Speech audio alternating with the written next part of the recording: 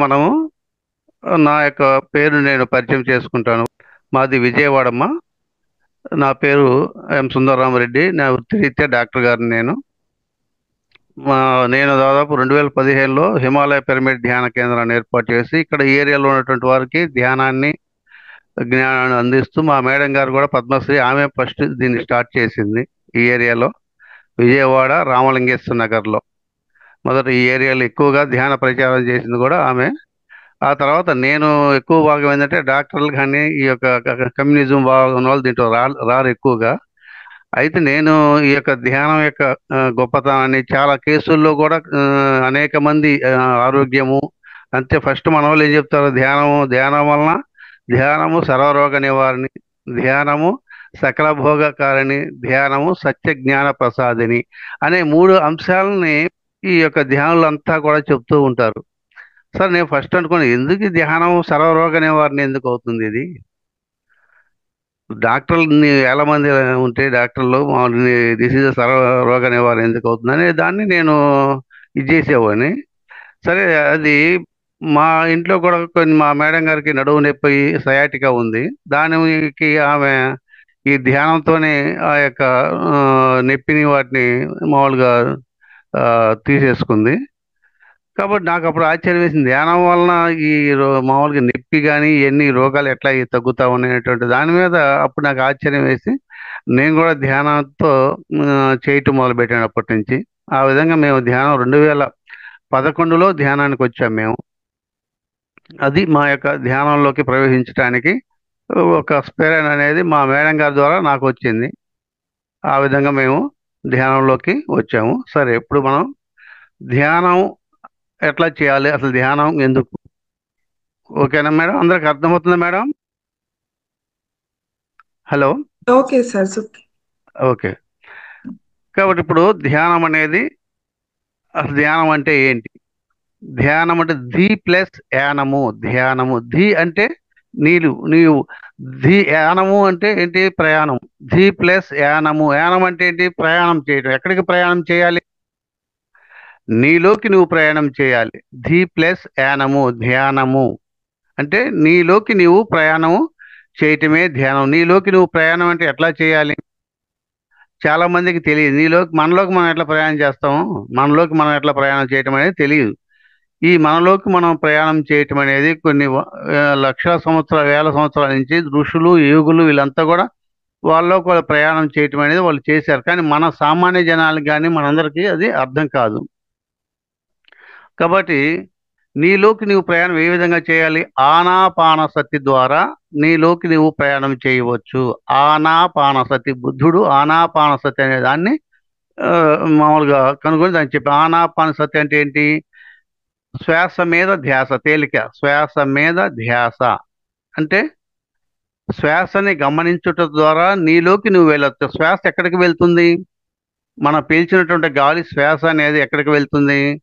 ఊపిరితిత్తులోకి, అంటే లోపలికి వెళ్తుంది. నీలోకి వెళ్ళటం అంటే నీ యొక్క శ్వాస ద్వారా నువ్వు లోపలికి వెళ్ళి శ్వాస ద్వారా మరలా బయటకు వస్తూ ఉంటావు. శ్వాస ద్వారా మరలా లోపలికి వెళ్ళి శ్వాస ద్వారా మరలా బయటకు వస్తుంటావు.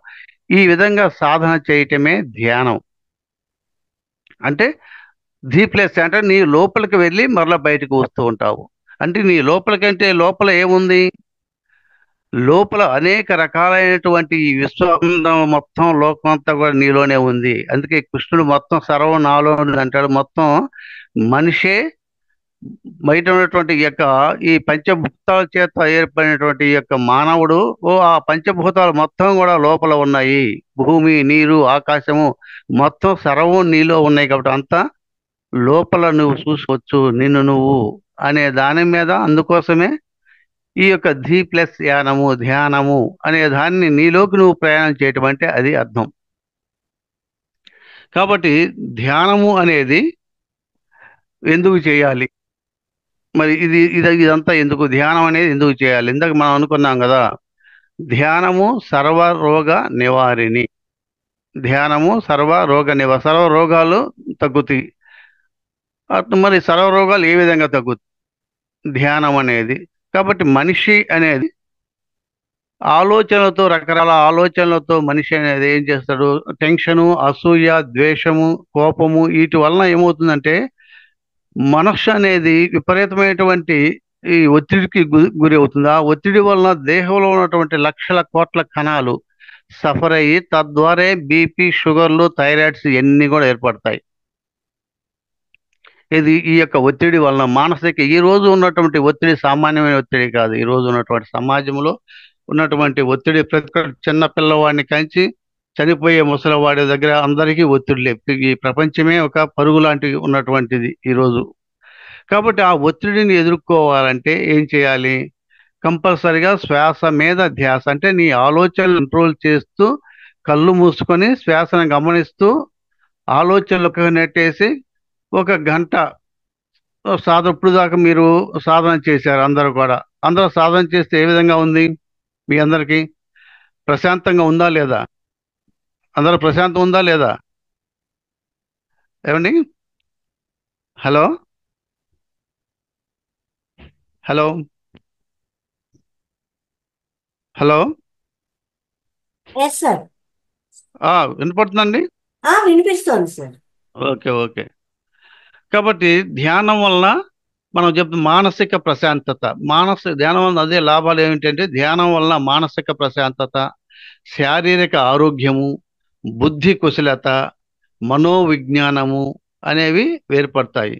కాబట్టి ఎప్పుడైతే మనం ధ్యానంలో కూర్చొని శ్వాస మీద ధ్యాస పెట్టుకొని ఆలోచనల్ని మనం కంట్రోల్ చేస్తూ ఆలోచనలు పక్క నెట్టేసి ఎప్పుడైతే ఈ విధంగా సాధన చేస్తూ ఉంటామో అప్పుడు ఫస్ట్ ఒక 15 రోజులుగా చేస్తే ప్రతి ఒక్కరికి ఎట్లా ఉందమ్మా నీకు అని అడిగితే ఏం చెప్తారంటే మనసు ప్రశాంతంగా ఉందండి, హాయిగా ఉందండి అంటారు. అంటే ఈ యొక్క ధ్యానం ఏం చేస్తుందంటే మన లోపల ఉన్నటువంటి మన లోపలికి ఈ యొక్క శ్వాసను గమనిస్తూ మళ్ళీ బయటికి విచ్చేస్తూ ఉన్నప్పుడు మన ఆలోచనలు పక్కన నెట్టేసినప్పుడు శరీరంలో ఉన్నటువంటి మనసు ఎప్పుడైతే ప్రశాంతంగా ఉంటుందో శరీరంలో లక్షల కోట్ల కణాలు కూడా ప్రశాంతత అనేది ఏర్పడతాయి. ఎప్పుడైతే ఈ యొక్క మనసు ప్రశాంతంగా అవుతుందో శరీరం కూడా ఏమవుతుంది? ఒక స్టెబిలిటీగా ఉంటుంది. ఎప్పుడైతే శరీరం స్టెబిలిటీగా ఉంటుందో అప్పుడు మానసిక ప్రశాంతంగా ఉంటుంది. ప్రశాంతంగా ఉన్న శరీరానికి బీపీ, షుగర్లు కానీ, థైరాయిడ్స్ కానీ మిగతా ఎటువంటి డిసీజులు అనేవి దగ్గరికి దరిచేరవు. ఎందుకంటే మన బాడీలో ఉన్నటువంటి యాంటీబాడీస్ని కూడా మన యొక్క దేహము ఉత్పత్తి చేసి ఏ రోగజీవి కూడా మన యొక్క శరీరంలోకి లోపలికి వచ్చినా కూడా దాన్ని ఎదుర్కొనే శక్తి దేహానికి ఏర్పడుతుంది. ఎందుకంటే సహజత్వంలో జీవించాలి. మానవుడు ఈరోజు సహజత్వంలో జీవించట్లేదు. ఎప్పుడైతే టెన్షన్స్తో జీవిస్తున్నప్పుడు ఈరోజు అడవిలో ఉన్నటువంటి జంతువులకు కానీ మిగతా వాటన్నిటికీ ఎవరు ట్యాబ్లెట్లు వేసి వస్తున్నాడు? ఎవరు వేయట్లేదు కదా. అవి సహజత్వంతో జీవిస్తున్నాయి కాబట్టి వాటికి ఏ ట్యాబ్లెట్లు కానీ ఏ మందులు కూడా అవసరం లేకపోయినా కూడా అవి సహజంగా తన యొక్క ఏం వచ్చినా కూడా తను ఎదుర్కొనే శక్తి మన దేహాన్ని తను ఎదుర్కొనే శక్తి మన దేహానికి ఉంది. కాబట్టి అటువంటి దాన్ని మేలుకొల్పాలి అంటే మనస్సు ప్రశాంతంగా ఉండాలి. మనసు ఎప్పుడైతే ప్రశాంతంగా ఉంటుందో దేహంలో ఉన్నటువంటి మన యొక్క యాంటీబాడీస్ అనేవి పనిచేసి ఏ రోగజీవులను కూడా మన యొక్క దేహంలోకి రాకుండా దాన్ని ఆపుతాయి. కాబట్టి ధ్యానం అంటే అందుకని ధ్యానము సర్వరోగ నివారణ అనే దానికి మనకి ఒక ఉదాహరణ. కాబట్టి ధ్యానము అనేది ఏ విధంగా చేయాలి? మరి ధ్యానం అనేది ఎట్లా చేయాలి? ధ్యానంలో అనేక రకాలు ఉన్నాయి. ధ్యానంలో రకరకాలుగా ధ్యానాలు చేస్తూ ఉంటారు. మనది వచ్చేసి శ్వాస మీద ధ్యాస. మన యొక్క పత్రిసారు మనకు చెప్పినటువంటి ఇది శ్వాస మీద ధ్యాస. అదే బుద్ధుడి యొక్క మార్గమే. బుద్ధుడు ఆనాపానసతి, ఆనా అంటే లోపలికి, అపాన అంటే బయటికి, లోపలికి బయటికి. దీన్నే ఉశ్వాస నిశ్వాసాలు అంటే లోపలికి వెళ్ళే గాలిని బయటకు వచ్చే గాలిని గమనించటమే ధ్యానము. సహజంగా జరిగేటువంటి శ్వాసని అంటే ఎక్కువ పీల్చకూడదు, తక్కువ పీల్చకూడదు. సహజముగా జరిగే శ్వాసని గమనించటమే ధ్యానము. అంటే స్థిర సుఖాసనంలో కూర్చోవాలి. చక్కగా స్థిరంగా సుఖంగా హాయిగా కూర్చోవాలి. ఎటువంటి శరీరానికి బాధ లేకుండా. నీవు ఒకవేళ కూర్చోలే మామూలుగా బాసిపట్ల వేసుకోలేదు అనుకో, కాలు చాపుకొని చక్కగా కళ్ళు మూసుకొని చేతులు లాక్ చేసి చక్కగా కూర్చోవచ్చు. స్థిరంగా సుఖంగా చక్కగా కూర్చొని సాధన చేస్తూ ఉండాలి. ఎవరైతే ఎంత వయసు ఉంటుందో అన్ని నిమిషాలు కంపల్సరీగా 1 సిట్టింగ్లో కూర్చోవాలి. ఇప్పుడు నా వయసు 60 సంవత్సరాలు కాబట్టి 60 నిమిషాలు కంపల్సరీగా కూర్చోవాల్సి ఉంది. 1 సిట్టింగ్ వచ్చేసి కంపల్సరీగా 60 మినిట్స్ దాకా ఉండాలి. ఆ తర్వాత ఇక మన ఇష్టం, ఎంతసేపు చేసినా కూడా ఇబ్బంది ఏం లేదు. కాబట్టి టైం ఎక్కువ చేస్తే ఎనర్జీని, శక్తిని ఎక్కువగా తీసుకోవచ్చు. అంటే మామూలుగా ఎవరి వయసు ఎంత టైం అనేది దానికి ఎందుకు పెట్టారంటే మామూలుగా ఫస్ట్ కూర్చుండేటప్పుడు ఆ టైం వరకు కూర్చోవాలి. ఆ తర్వాత ఇక మన ఇష్టం, మన దేహంలో ఉన్నటువంటి యొక్క దీనికి అశాంతిని బట్టి, మన లోపల ఉన్నటువంటి దీన్ని బట్టి మనకు ఇప్పుడు డిసీజులు కానీ, సమస్యలు కానీ ఎక్కువగా ఉన్నప్పుడు ఎక్కువ టైం సాధన చేయాలి. ఎక్కువ టైం సాధన ఎప్పుడైతే చేస్తామో మన యొక్క దేహం అనేది ఇంకా అద్భుతమైన స్థితిలోకి వస్తుంది. సపోజు నిత్యము చేస్తున్నాం అనుకో, కంటిన్యూగా ఇప్పుడు చేస్తూ ఉన్నాం అనుకో, మామూలు మన యొక్క దేహం ఒక అద్భుతమైన స్థితికి వచ్చిన తర్వాత, కొన్ని గంటలు చేసిన తర్వాత, అప్పుడు రోజుకు ఎన్ని గంటలు మామూలుగా ఒక 1 అవర్ చేసుకోవచ్చు అట్లా. అట్లా కాకుండా ఇప్పుడు ఫస్ట్ మనం స్టార్టింగ్ చేసేటప్పుడు మన దేహాన్ని ఒక శక్తిమంతంగా తయారు చేయాలంటే మాత్రం ఎక్కువ టైం అనేది సాధన కంపల్సరీగా అవసరము. ఎందుకంటే మన చిన్నతనం నుంచి మనకు ధ్యానం లేదు కాబట్టి, మన యొక్క దేహంలో అనేకమైనటువంటి నెగటివ్స్ ఉన్నాయి కాబట్టి, ఆ నెగటివ్స్ నుంచి బయటికి పంపించాలంటే నీ యొక్క సాధన అనేది ఎక్కువగా పెంచుకోవాలి కంపల్సరీగా.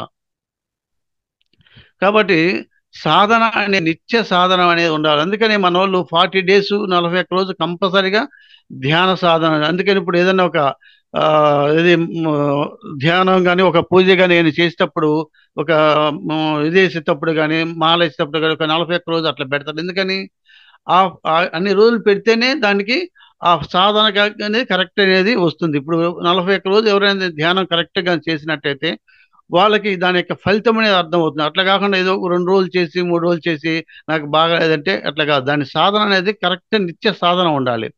నిత్య సాధనగా లేకపోతే మాత్రం అది కరెక్ట్ అయినటువంటి దాన్ని టేకప్ చేసుకోదు. మన యొక్క మనసు అనేది ఎప్పుడు కూడా ఏం చెప్తుందంటే, మనసు ఎప్పుడు కూడా ధ్యానం మనం చేస్తున్నప్పుడు మనసు ఎప్పుడు లేపేస్తుంది. ఇక జాలే అంటూ ఉంటుంది మనస్సు అనేది. అందుకే బుద్ధుడు చెప్తాడు, అన్నిటికీ మనసే కారణము. నీవు బాధపడటానికి కానీ, సుఖపడటానికి కానీ, ఏ వేదనలు కానీ, ఏవన్నిటికీ కానీ మనస్సు కారణం అంటాడు. కాబట్టి ఆ మనస్సుకే మనం ధ్యానం ఇస్తుంది. ఇప్పుడు మనస్సుని ఎప్పుడైతే మనం కంట్రోల్ చేసుకుంటామో, మనస్సుని ఎప్పుడైతే మన యొక్క ఆధీనంలో ఉంచుకుంటామో, అప్పుడు మనస్సు, మన యొక్క శరీరం అనేది అద్భుతంగా ఉంటుంది. కాబట్టి ధ్యానము అనేది మనసుని కంట్రోల్ చేయటము మెయిన్. మన యొక్క శాస్త్రీయ దృక్పథం ప్రకారం అయితే ధ్యానం అనేది మనసును కంట్రోల్ చేస్తేనే కదా ఏదైనా. మనసే అన్నిటికీ బాధపడేది. చాలా మంది నాకు ఈరోజు మనసు బాగాలేదే అంటారు. మనసు బాగాలేదంటే ఏంటి? మనసు ఎప్పుడైతే బాగాలేదు కూడా శరీరం కూడా బాగుండదు. మనసు ఎప్పుడైతే ఒక్కోసారి మన వాళ్ళు ఏం చేస్తారు, చాలా ఆనందంగా ఉంది ఈరోజు, చాలా ఉల్లాసంగా ఉంది అంటారు. కారణం ఏంటి? ఆ రోజు మనసు బాగుంటుంది. మనసు బాగలేనప్పుడు మాత్రమే శరీరం అనేది బాధపడుతుంది. కాబట్టి ఆ మనసు బాగుండాలంటే ధ్యానం అనేది తప్పనిసరిగా చేయాలి. నిత్యము కంపల్సరిగా ధ్యానం అనేది చేస్తేనే మనసు ప్రశాంతంగా ఉంటుంది. నెక్స్ట్ పోతే ఈ యొక్క ధ్యానం అనేది మామూలుగా ఎప్పుడెప్పుడు చేయాలి? ధ్యానం అనేది ఎప్పుడైనా చేయొచ్చు, ఏ టైంలో అయినా చేయొచ్చు. దానికి వయసు లేదు, ఒక వయసు లేదు. చిన్నతనం 3 సంవత్సరాల నుంచి దాదాపు ముదుసలి మనం చనిపోయేదాకా కూడా శ్వాస మీద ధ్యాస పెట్టుకుంటే ఉండొచ్చు అనమాట. శ్వాసను గమనిస్తూనే ఉండొచ్చు. ఎప్పుడైనా చేయొచ్చు. దానికి ఒక వయసు లేదు, ఒక కులము లేదు, మతము లేదు. ఎటువంటి ఏ టైంలో అయినా మామూలుగా ఎవరైనా చేయొచ్చు, ఏ టైంలో అయినా చేయొచ్చు. ఏ టైం, ఎనీ టైం. దానికి ఉదయమా, మధ్యాహ్నమా, సాయంత్రం అనేది నీకు వీలు దొరికినప్పుడల్లా చక్కగా మామూలుగా స్థిర సుఖాసనంలో కూర్చొని ధ్యానం చేయొచ్చు. ధ్యానం అనేది ఇంకా మనం ఇంకా చేసుకోవాలంటే మంచి అమావాస్య, పౌర్ణమి రోజుల్లో ధ్యానం అనేది ఎక్కువగా కుదురుతుంది. ఎందుకని అమావాస్య, పౌర్ణమిలో ధ్యానం ఎక్కువగా కుదురుతుందంటే, ఈ యొక్క భూమి అనేది ఆ రోజుల్లో శక్తివంతంగా తయారవుతుంది. అమావాస్య, పౌర్ణమి రోజుల్లో ఈ మామూలుగా ఈ యొక్క పౌర్ణమి, అమావాస్య రోజు భూమి, చంద్రుడు ఈ యొక్క ముగ్గురు ఒకే సరళ రేఖలో వస్తారు కాబట్టి అప్పుడు భూమి యొక్క శక్తి. అందుకనే ఆ అమావాస్య, పౌర్ణాలకి రోజుల్లో సముద్రం కూడా ఆటుపోట్లు తీవ్రంగా ఉంటాయి. అంటే ఆ యొక్క సముద్రమే అంత శక్తి కల్లోలం అవుతుంటే ఈ యొక్క శక్తికి ఆఫ్టర్ మరి మనం ఒక మనిషిగా మనం ఆ రోజుల్లో కూర్చుంటే ఎంత శక్తి అనేది మనలోకి వస్తుంది. కాబట్టి అమావాస్య, పౌర్ణమి రోజుల్లో కంపల్సరీగా ధ్యానం సాధన. అందుకని మన వాళ్ళు అమావాస్య, పౌర్ణమి రోజుల్లో కంపల్సరీగా ధ్యానం అనేది మామూలుగా ఒక సత్సంగం అనేది ఆ రోజు కంపల్సరీగా కార్యక్రమం జరుగుతుంది. మా ఇంట్లో కానీ, కొన్ని పిరమిడ్స్లో కానీ కంటిన్యూగా రాత్రులు మొత్తం కూడా ధ్యాన కార్యక్రమాలు అనేవి ఏర్పాటు చేస్తారనమాట. అట్లాగే మామూలుగా మనం ఏది కొండల్లో కానీ, లోయల్లో కానీ వెళ్ళి మామూలు ప్రకృతిలో కూడా కూర్చొని చక్కగా మనం ధ్యానం అనేది చేయొచ్చు. దాంట్లో మనకి ఎనర్జీ లెవెల్స్ అనేవి ఎక్కువగా వస్తాయి. అట్లాగే పిరమిడ్‌లో కూడా పిరమిడ్ గురించి తర్వాత లాస్ట్‌లో చెప్తాను. పిరమిడ్‌లో కూడా కూర్చొని చేసినా కూడా ధ్యానం అనేది త్వరగా కుదురుతుంది. బయట మనము ఒక గణ ఇది 5 గంటలు చేస్తే పిరమిడ్‌లో వచ్చేసి ఒక గంట చేస్తే దానికి సమానంగా ఉంటుంది.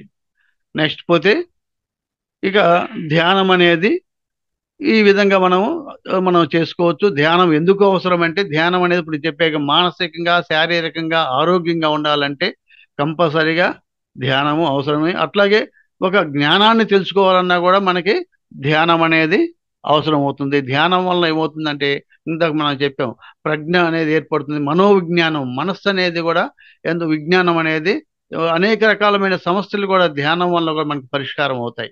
ఏదైనా మంచి టెన్షన్స్ కానీ ఏదైనా ఒక విషయం మనకు తెలియనప్పుడు మనం ధ్యానంలో కూర్చొని ఒక గంట నాకు బాగా ఒక 4-5 గంటల ధ్యానంలో కూర్చొని లేచినట్టయితే ఆ సమస్యని కరెక్ట్ అయిన ఆలోచనతో మనం దాని పరిష్కారం అనేది దాని డెసిషన్ తీసుకోవడానికి అవకాశం ఉంటుందన్నమాట. ఇది ధ్యానం వల్ల మనకి ఉపయోగము. ధ్యానం అనేది ఏ విధంగా చేసుకోవాలి, ఎట్లా చేసుకోవాలి అనేది ఇది వివరణ. ఓకేనా? Okay madam. నెక్స్ట్ పోతే రెండోది స్వ అధ్యాయం. స్వ అధ్యాయం అంటే చదువుకోవటం. అంటే అధ్యాయం అంటే ఏంటి? చదవటం. అంటే బుక్స్ బాగా చదవాలి. అందరూ కలిసి బుక్స్ అనేవి ఈ యొక్క అనేక రకాలైన బుక్స్, సామాజిక సంబంధించి కానీ, ధ్యానానికి సంబంధించినవి కానీ, అనేక రకాలు. నేనైతే బుక్స్ చాలా బాగా చదువుతాను. రోజు కనీసం కొన్ని వందల బుక్స్ చదువుతూ ఉంటాను. రోజు డైలీ ఒక పుస్తకం అయినా కనీసం ఒక 50 పేజీలు 100 పేజీలు చదవందే నేను ఆ రోజు నిద్రపోను. మినిమం 100 పేజీలు అన్నా మినిమం 50 పేజీలు చదువుతాను నేను కంపల్సరిగా. కాబట్టి బుక్స్ చదవటం అనేది ప్రతి ఒక్కళ్ళు మెయిన్. విజ్ఞానం అనేది ధ్యానము, అధ్యాయం కూడా ఉండాలి. అధ్యాయం అంటే అనేక రకాల బుక్స్, విజ్ఞానం సంబంధించినటువంటి బుక్స్ అనేక మంది మహానుభావులు, రచయితలు ఉన్నారు. వాళ్ళ యొక్క బుక్స్ నిత్యము చదువుతూ ఉండాలి. అధ్యయనం వల్ల ఇప్పుడు మనం ధ్యానం వల్ల జ్ఞానం ఎంత వస్తుందో అధ్యాయం వల్ల కూడా అంతే జ్ఞానం అనేది వస్తుంది. ఈ రెండు కూడా ఉన్నట్టయితే నీలో ప్రజ్ఞ పెరుగుతుంది, నీలో విజ్ఞానం అనేది వస్తుంది. ఇప్పుడు చాలా మంది కొన్ని చదువులు చదువుతారు. మామూలుగా ఇప్పుడు పైన ఉన్నటువంటి డిగ్రీలు చదివే వాళ్ళు అనేక మంది ఉంటుంది. వాళ్ళకి కేవలం చదువు అయితే ఉంటుంది కానీ జ్ఞానం అయితే ఉండదు.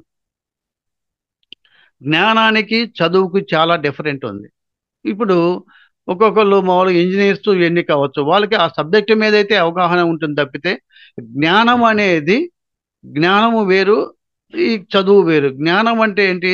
సమాజాన్ని అర్థం చేసుకోవటం కానీ, అదే ప్రకారం మనిషిని అర్థం చేసుకోవటం కానీ, ఒక మనిషిని అర్థం చేసుకోవాలంటే అది వాడికి జ్ఞానం ఉంటేనే ఆ మనిషిని అర్థం చేసుకునే కెపాసిటీ వస్తుంది.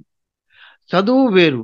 కాబట్టి ఈ యొక్క ప్రజ్ఞ, దాన్నే ప్రజ్ఞ అంటారు. ఈ ప్రజ్ఞ ఎప్పుడైతే మనకి వస్తుందో అది ఆ యొక్క ప్రజ్ఞ అనేది, ఎక్కువ జ్ఞానం అనేది ధ్యానంలోనే మనిషికి ఉన్నటువంటి సంబంధం అనేది మనకు తెలుస్తుంది. అందువల్లనే ఈ ధ్యానం చేస్తే మనకి మనసు ప్రశాంతంగా ఉంటుంది. అందుకే బుద్ధుడు చెప్తాడు, కరుణ, జాలి, సహనము, ఓర్పు, ఈ గుణాలు అనేవి ధ్యానం ద్వారా అబ్బుతాయి. ఇది ధ్యానం చేస్తే కరుణ, సహనము, ఓర్పు, జాలి, కరుణ, ఈ ఈ గుణాలు అనేవి ధ్యానం ద్వారా మాత్రమే వస్తాయి. ఈ చదువు ద్వారా అనేవి ఈ గుణాలు రావు. చదువు ద్వారా కేవలం ఆ సబ్జెక్టు మాత్రమే మనకు వస్తుంది. కాబట్టి ఇవి రావాలంటే మాత్రం కంపల్సరిగా ధ్యానం చేయాలి. ఎప్పుడైతే కరుణ, జాలి, సహనము ఈ భావాలతో ఉంటే అతను మానవుడిగా పరిగణించబడతాడు. అతనే మానవుడే మాధవుడిగా మారుతాడు. ఎప్పుడైతే ఈ గుణాలు ఉంటాయో, ఏది ఈ కరుణ, జాలి, సహనము, ఓర్పు, ఈ గుణాలు ఎప్పుడైతే ఉంటాయో వాళ్ళనే మాధవుడు అంటారు. అదే దేవుడు. కాబట్టి ఈ యొక్క అధ్యయనానికి, ఎప్పుడైతే ఈ చదువుకి ఈ యొక్క మిగతా వాటికి సంబంధం అది, ఈ యొక్క జ్ఞానానికి. కాబట్టి స్వ అధ్యాయం అంటే ఇప్పుడు అధ్యాయము అంటే చదువుకోవటం. ఎప్పుడైతే ఈ యొక్క ధ్యానము, అధ్యయనము ఈ రెండు కలయిక వలన ప్రజ్ఞ అనేది ఏర్పడుతుంది. కాబట్టి అధ్యయనం అనేది కంపల్సరీ. అధ్యయనం అనేది అందరు కూర్చొని చదువుకోవచ్చు, లేదంటే ఒక్కొక్కరు కూర్చొని చదువుకోవచ్చు. ఒక సబ్జెక్ట్ మీద ఒక చర్చని పెట్టుకొని చేసుకోవచ్చు. ఈ విధంగా నిత్యం అనేది బుక్స్ ఇప్పుడు మనం ఉన్నాయి. ధ్యానాంధ్రప్రదేశ్ వస్తుంది, ఇప్పుడు ధ్యాన జగత్తు, ఇప్పుడు కాబట్టి ఈ ధ్యాన జగత్తు బుక్స్ అందరూ కూడా దాన్ని మనం తీసుకొని నిత్యం ప్రతి మామూలు చదువుకుంటూ అట్లాగే మిగతా బుక్స్ కూడా దొరుకుతాయి బయట కూడా. ఈ యొక్క ఈ యొక్క స్పిరిచువాలిటీ ఆధ్యాత్మిక సంబంధించి కానీ, సామాజిక శాస్త్రాలకు సంబంధించి కానీ, మిగతా అనేక రకాలైనటువంటి బుక్స్ కూడా మనం చదువుకొని మన యొక్క సబ్జెక్ట్ని జ్ఞానాన్ని పెంచుకుంటూ ధ్యానాన్ని పెంచుకోవాలి. జ్ఞానము ధ్యానాన్ని ఈ రెండు ఎప్పుడైతే మనం పెంచుకుంటామో అప్పుడు మన ఒక పరిపూర్ణ మానవుడిగా మనం తయారవుతాము. ఓకే, ఇది అధ్యయనం గురించి. నెక్స్ట్ ఇక మూడోది మేడం గారు చెప్పారు, సజ్జన సాంగత్యం. సజ్జన సాంగత్యం అంటే ఏంటి? సజ్జనులు అంటే ఎవరు?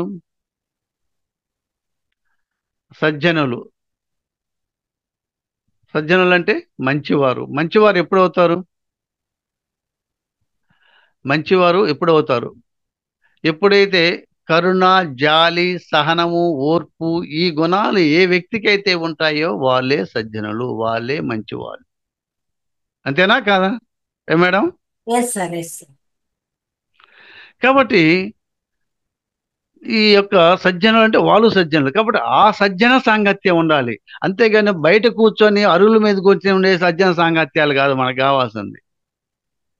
బయట అంత ఖాళీగా ఉన్నప్పుడు బయట కూర్చొని రకరకాల పెచ్చా కబుర్లు చెప్పుకుంటూ రాజకీయాలు వాళ్ళు వీళ్ళు అని చెప్పి తగులు ఆడుకుంటూ దానివల్ల ఏమొస్తుంది? దానివల్ల ఇంకా తగాదాలు వస్తాయి. బయటికి వెళ్తాం అమ్మలక్కలతో అది ఇది అని చెప్పేసి వాళ్ళకి ఏమిటి, వాళ్ళకి సహజమైన జ్ఞానం ఉండదు వాళ్ళకి. ఎందుకని? వాళ్ళు ధ్యానులు కాదు కాబట్టి. వాళ్ళు కోపాన్ని కంట్రోల్ చేసుకోరు. ఏ విషయాలను వాళ్ళు కంట్రోల్ చేసుకునే శక్తి వాళ్ళకి ఉండదు. కాబట్టి ఎప్పుడైతే ఎవరైతే ధ్యానం చేస్తారో, ఎవరైతే ధ్యానంలో ఉంటారో వాళ్ళ యొక్క మనస్సు ఏ విధంగా ఉంటుందంటే ప్రశాంతంగా ఉంటుంది. వాళ్ళకు ప్రతి దానికి కూడా కోప్పడే మనస్తత్వం ఉండదు. కరుణ ఉంటుంది, జాలి ఉంటుంది, సహనం ఉంటుంది వాళ్ళు. ఎప్పుడైతే ఈ గుణాలు ఎవరికైతే ఉంటాయో వాళ్ళలో సజ్జనులు. కాబట్టి అటువంటి వాళ్ళ దగ్గర పోయి మనం కూర్చొని వాళ్ళతో కూర్చొని మాట్లాడితే వాళ్ళు బయట ఈ విషయాలనే మాట్లాడరు వాళ్ళు. ఇది ఇది అనవసరమైనటువంటి ఈ పోస్టుకోల్ కబుర్లు అంటారు, అట్లాంటివి అనేసి అనవసరం, వేస్ట్ అవి.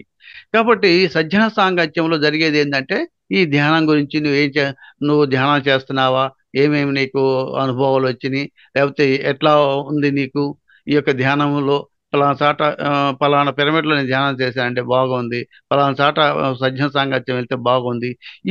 వాళ్ళు చెప్పుకునే సజ్జన విషయాలన్నీ కూడా వాళ్ళు ఎప్పుడు కూడా ఏది కరుణతో ప్రేమతో మాట్లాడుతూ ఉంటాడు. వాళ్ళ యొక్క ధ్యానులు ప్రతి ఒక్కరు కూడా చాలా ప్రేమతో బుద్ధుడు ఎప్పుడు ప్రేమతత్వంతో ఉంటాడు.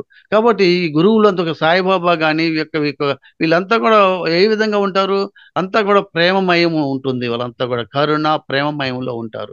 కాబట్టి వాళ్ళకి ఎప్పుడు కూడా ఈ కరుణ ప్రేమమయం ఉన్నటువంటి వాళ్ళకి ఎప్పుడు కూడా వాళ్ళకి ఈ యొక్క కోపతాపాలు అనేవి ఏమీ ఉండవు.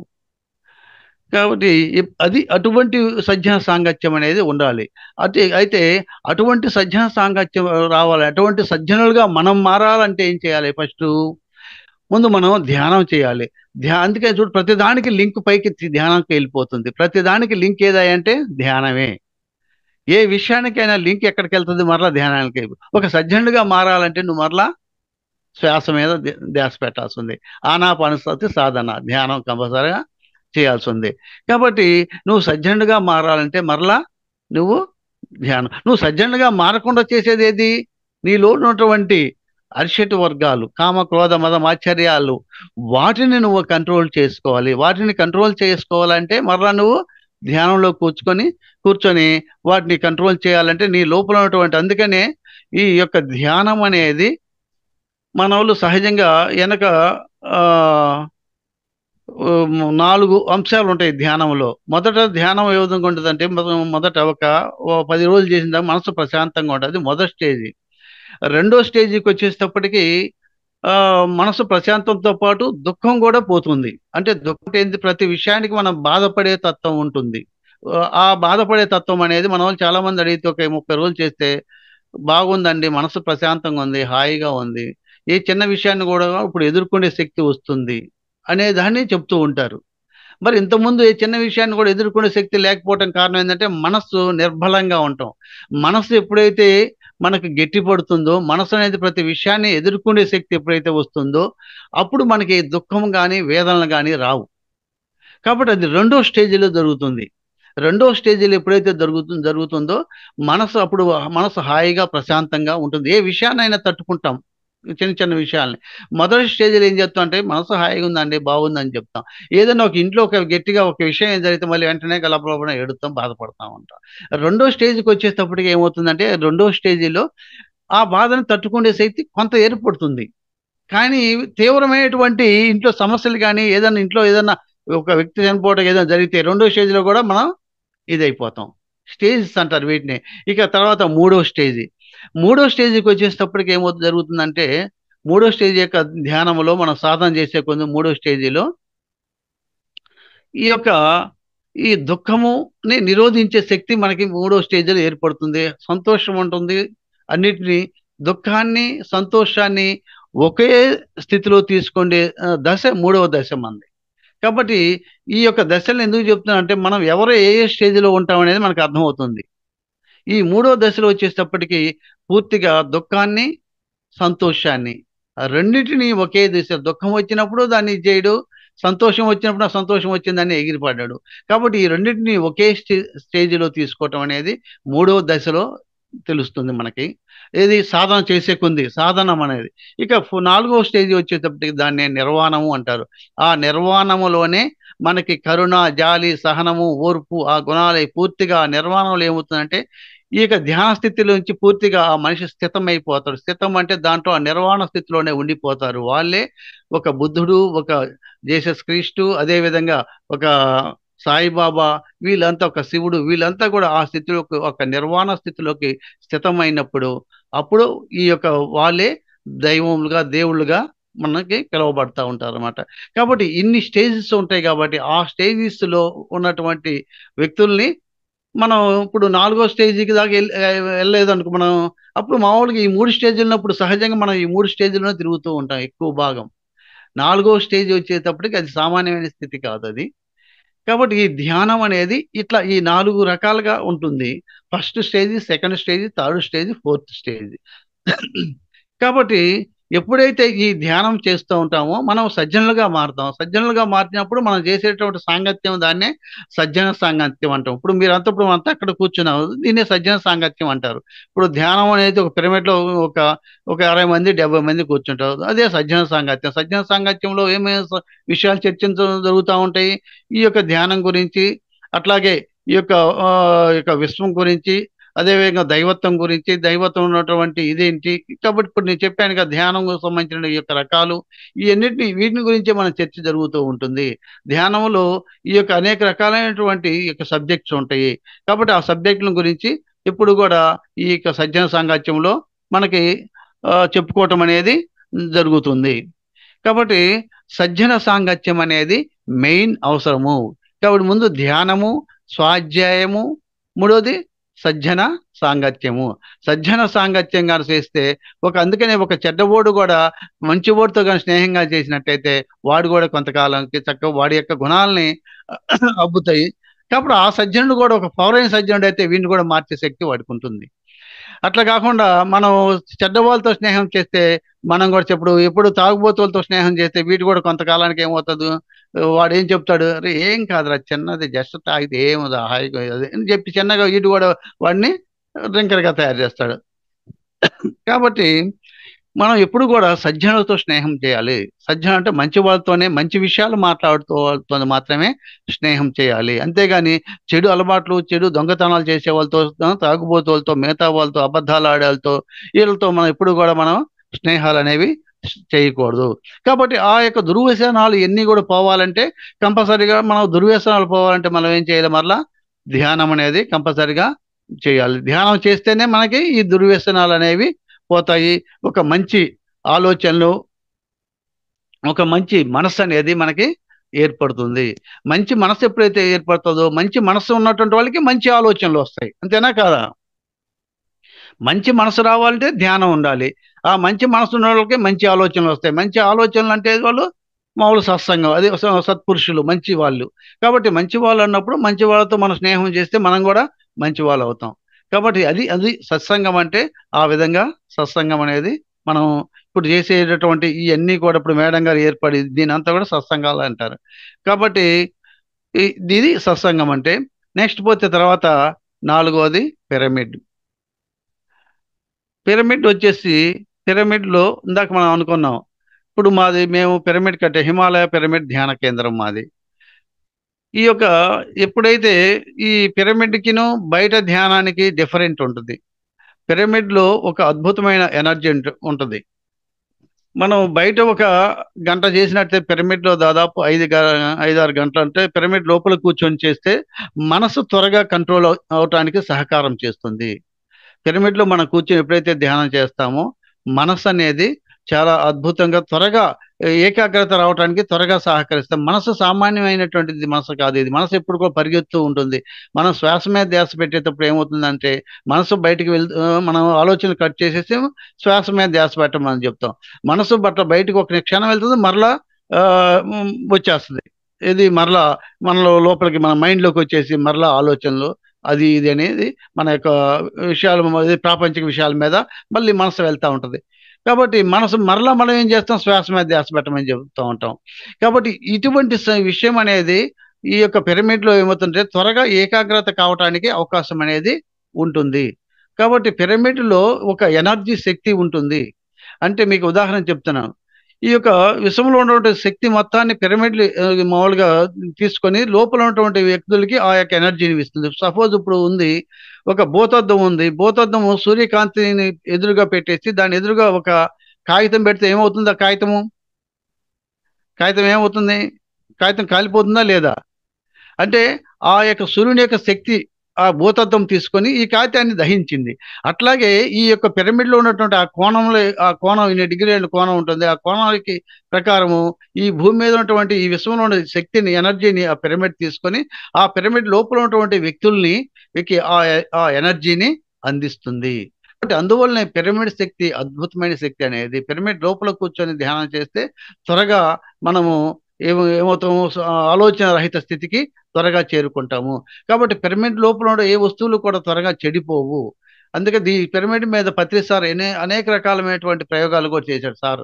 ఏది టమోటాలు పెట్టి ఆ టమోటా లోపల బయట అయితే టమోటా వచ్చేసి ఏది ఒక 5-6 రోజులకి చెడిపోద్ది. దాంట్లో పిరమిడ్లో పెడితే ఏంటంటే దాదాపు చాలా రోజులు, కనీసం ఒక 30-40 రోజులు కూడా అదే ప్రకారం ఇది మామూలుగా ఫ్రెష్గా ఉంటుంది. ఎందుకని ఆ యొక్క శక్తి లోపల ఎనర్జీ ఉంటుంది కాబట్టి అది అంత శక్తివంతంగా ఉంటుంది. కాబట్టి పిరమిడ్ అనేది ఒక శక్తి. కాబట్టి ఆ శక్తి లోపల కూర్చొని ఎప్పుడైతే మనం ధ్యానం చేస్తామో మనకి అద్భుతమైనటువంటి ఎనర్జీ అనేది మనకి వస్తుంది. కాబట్టి పిరమిడ్ అనేది ఫిర్ అంటే ఏంది? పై భాగము. మిడ్ అంటే ఇది అగ్ని. అంటే పైనుంచి అగ్ని అంటే ఆ శక్తి అనేది లోపలికి మామూలుగా పంపిస్తూ ఉంటుంది. ఆ యొక్క శక్తిని లోపలికి పంపిస్తూ ఈ యొక్క పిరమిడ్ లోపల కూర్చున్నటువంటి ప్రతి వ్యక్తుల్ని ఒక ఎనర్జీమయంగా ఉంటుంది. అట్లాగే ఈ యొక్క ఇంకోటి చెప్పడం చేసాం. మామూలుగా మీరు బయట సమూహంలో ఎక్కువ మంది కూర్చొని చేసినా కూడా ఈ యొక్క ఎనర్జీ అనేది ఎక్కువగా వస్తుంది. సపోజ్ ఇప్పుడు ఒక గదిలో ఒక లైట్ వేస్తే మామూలుగా కాంతి తక్కువగా ఉంటుంది. అదేవిధంగా ఒక 4-5 లైట్లు కానీ వేస్తే ఏ విధంగా ఉంటుంది? కాంతి విపరీతంగా వస్తుంది. అట్లాగే ఒక 100 మంది కూర్చొని కానీ ధ్యానం చేస్తే ఏమవుతుందంటే ఆ విశ్వశక్తి అనేది మామూలుగా విపరీతంగా వచ్చేసేసి మన యొక్క తల పైన ఉన్నటువంటి ఈ బ్రహ్మరంధ్రం ద్వారా మన యొక్క దేహంలోకి ప్రవేశిస్తుంది. కాబట్టి ఈ యొక్క 100 మందిలో మామూలుగా తక్కువ శక్తి ఉన్నటువంటి వ్యక్తిగా కూర్చున్నట్టయితే వాళ్ళకి కూడా ఈ యొక్క సమానంగా ఆ శక్తి అనేది వస్తుంది. అట్లాగే ఈ పిరమిడ్లో కూడా ఈ యొక్క త్వరగా ఎవరికైతే ధ్యానం కుదరకుండా ఉంటుందో వాళ్ళు కూడా ఈ యొక్క పిరమిడ్లో కూర్చొని చేసినట్టే త్వరగా మనం ఈ ఆలోచన రహిత స్థితిగా కూర్చోవటం అనేది జరుగుతుంది. అదేవిధంగా ఈ యొక్క ఈ మామూలుగా ఎక్కువ సమూహంలో ఎక్కువ మంది కూర్చొని ధ్యానం చేయటం కూడా ఎక్కువగా తొందరగా మామూలుగా ఇది ఆలోచన రహిత స్థితి చేస్తాం. ఎందుకని ఎనర్జీ ఎక్కువగా మనకి వస్తుంది కాబట్టి ఆ ఎనర్జీ ఎక్కువగా రావటం వలన మనం త్వరగా ఆలోచన రహిత స్థితిని కలుగుతుంది. మనకి ఆలోచన రహిత స్థితి ఎప్పుడైతే మనకు కలుగుతుందో మనకి మనసు అనేది ప్రశాంతంగా ఉంటుంది. ఆలోచనలే కదా మన ఆలోచన. ఎవరు చేసేది? ఆలోచన ఎవరు చేస్తారు? మనసు ఆలోచన చేస్తుంది. ఆ మనసు ఆలోచన చేస్తే దేహం అనేది రకరకాలైనటువంటి ఇది డిసీజులకి, కోపంకి, రకరకాల వీటికి గురవుతుంది కాబట్టి ఆ మనసుకి ఎప్పుడైతే మనం ధ్యానాన్ని అందిస్తామో అప్పుడు మనసు ప్రశాంతంగా ఉంటుంది. మనసు ఎప్పుడైతే ప్రశాంతంగా ఉంటుందో శరీరం ఆరోగ్యంగా కూడా ఉంటుంది. కాబట్టి ఇప్పుడు మనం యొక్క ఈ 4 అంశాలు ఇప్పుడు మనం చెప్పుకున్నాం కదా! ఏది ధ్యానము గురించి, అదే విధంగా స్వాధ్యాయం గురించి, అట్లాగే సజ్జన సాంగత్యం గురించి, పిరమిడ్ ధ్యానం గురించి. ఈ యొక్క పిరమిడ్ ధ్యానం అనేది మనం మామూలుగా అది ఒక శక్తిమయం అని చెప్పుకున్నాము. ఆ! దాంట్ లోపల కూర్చున్నటువంటి ఎంతో శక్తి వస్తుందని చెప్పుకున్నాము. అదే విధంగా సజ్జన సాంగత్యం అంటే ఏంటి? ఇప్పుడు మామూలుగా అందరూ మంచి వాళ్ళతో కూర్చొని ఎప్పుడైతే మన స్నేహం గాని, మామూలుగా అదే ప్రకారంగా ఇది మంచి మంచి విషయాలు చెప్పుకోవటం గురించి మనం చెప్పుకున్నాము. అట్లాగే స్వాధ్యాయము. స్వాధ్యాయములు అంటే ఏంటి? మంచి మంచి పుస్తకాలు చదవటము. ఇది మామూలుగా ఈ యొక్క స్పిరిచువాలిటీ సంబంధించి గాని, సామాజిక శాస్త్రాల గురించి గాని, అనేక రకాలమైనటువంటి బుక్స్ చదవటం, మంచి పుస్తకాలను ఎన్నుకోవటం, ఆ మంచి పుస్తకాల్ని కనీసం రోజుకి కనీసం ఒక 50 పేజీలైనా చదవటము. అట్లా ఆ విధంగా అధ్యయనం చేయటం. అట్లాగే ధ్యానము, నిత్య ధ్యానము. ఇది నిత్యము ధ్యానము చేయటము. ఈ 4 అంశాలు ఎవరైతే ఆచరిస్తారో వాళ్ళు ఒక అద్భుతమైనటువంటి ఎనర్జీ అనే దేహంలో ఉంటుంది. వాళ్ళు ఒక శక్తివంతులుగా తయారవుతారు. వాళ్ళు ఒక పరిపూర్ణ మానవుడిగా తయారవుతారు. ఓకేనా madam? Yes sir. Hello. Okay. ఇంకా టైం ఉందా మేడం? 40 మినిట్స్ కరెక్ట్‌గా? ఇంకా 20 మినిట్స్ ఉందండి. ఓకే. ఓకే. అంటే ఒక 5 మినిట్స్ క్లాసు, ఇంకా 15 మినిట్స్ మనకు క్వశ్చన్ ఉండే ఏదైనా డౌట్స్ ఉన్న వాళ్ళని, కొత్త వాళ్ళు కదా, డౌట్స్ ఓకే. ఉన్న ఓకే. వాళ్ళని క్వశ్చన్ ఒక and doubts answer. Okay. Okay. ఇంకో 5 మినిట్స్‌కి నేను చేసుకోవచ్చా? Yes. Yes. Okay. Okay. Okay. అయితే ఓకే. ఇప్పుడు ఓకే. మామూలుగా ఇందాక మనం చెప్పుకున్నాం కదా! మిగతా 2 ఇప్పుడు మనం ధ్యానం గురించి ధ్యానము ఇది వలన ధ్యానము సర్వరోగ నివారణ అని చెప్పుకున్నాము. రెండోది ధ్యానము సకల భోగకారిణి సత్య జ్ఞాన ప్రసాదిని. ఈ 2 చెప్తాను సింపుల్‌గా 5 మినిట్స్‌లో. ధ్యానము సకల భోగకారిణి. ఇందాక ధ్యానం సర్వరోగ నివారణ గురించి చెప్పుకున్నాం. రోగాలనేవి ఏ విధంగా ఎట్లా తగ్గుతాయి, ఏ విధంగా అది. ఇప్పుడు ధ్యానం సకల భోగకారిణి. సకల భోగకారిణి అనేది అంటే సకల భోగాలు వచ్చేస్తాయి. అన్నీ మొత్తం నువ్వు ధ్యానం చేస్తే అన్నీ రావు. బస్సులు, కార్లు లేకపోతే కొన్ని కోట్లని అట్లా కాదు. అవి ఎక్కడి నుంచి పైనుంచి ధ్యానం చేయటం వల్ల మనకేమవుతుంది? మానసిక ప్రశాంతత, శారీరక ఆరోగ్యము, బుద్ధి కుశలత, మనోవిజ్ఞానం అని ఏర్పడతాయి. ఎప్పుడైతే శారీరక ఆరోగ్యము మనకు ఉంటుందో ధ్యానం వలన మనసు అది శరీరం ఆరోగ్యంగా ఉన్నట్టయితే మనకి అందుకని చెప్తే ఆరోగ్యమే మహాభాగ్యము. ఆరోగ్యం వచ్చేస్తే మహాభాగ్యం వచ్చినట్టే కదా! మరి అది భోగం వచ్చినట్లే కదా మనకి. ఇది ఎప్పుడైతే ఆరోగ్యం వస్తుందో మనకు భోగం భాగ్యం వచ్చే డబ్బు వచ్చినట్లెక్కే. లేదా ఆరోగ్యం రాలేదనుకోని ఒక్కసారిగా రోగం పాలై ఒకసారి కార్పొరేట్ హాస్పిటల్ గాని పడ్డావంటే మేము డాక్టర్లను కాబట్టి మాకు తెలుస్తుంది. నువ్వు ఒక్కసారి గాని కార్పొరేట్ హాస్పిటల్ గాని పడ్డావంటే రోగం పాలయ్యి నీ మొత్తాన్ని నిన్ను దులిపొదిలి పెడతారు. కాబట్టి మరి ఆ డబ్బంతా మనకు మిగిలినట్టే కదా! భోగం వచ్చినట్టే కదా! కాబట్టి అట్లాగే ఇంకొక విధంగా ఏంటి?